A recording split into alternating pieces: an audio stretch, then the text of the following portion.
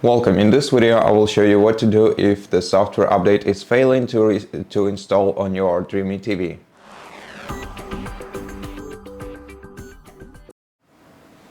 First, let's open settings on this TV by pressing the gear button once. Then go to all settings and scroll down to the system. And what we want to do is check whether this TV has enough storage to install an update. So go to your storage, then select internal shared storage and check how much available storage you have.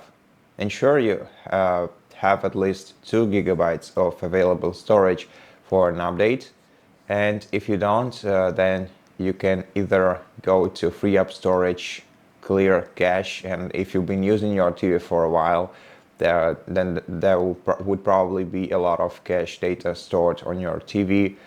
Or we can also uninstall applications manually by going to internal shared storage apps and selecting unused apps, for example, to find the apps that we don't use.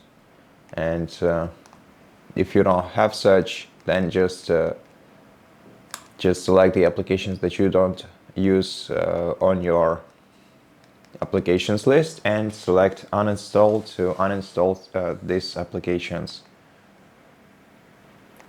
Alternatively, you can connect a USB flash drive to your TV and then in the storage menu select format and use as internal storage, then move all of your applications and other data to your USB flash drive, and this way you will expand your internal storage enough for you to install an update.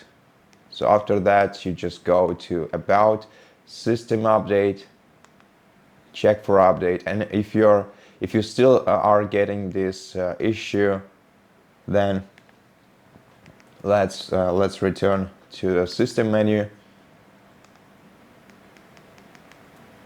And to make sure that all the changes have applied, select Restart, Confirm, and then wait until your TV is restarted. And after that, the problem should be gone. And that's it. Thank you for watching this video. If it helped you, please consider subscribing to our channel, leave us a like and a comment below, and I'll see you in the next one.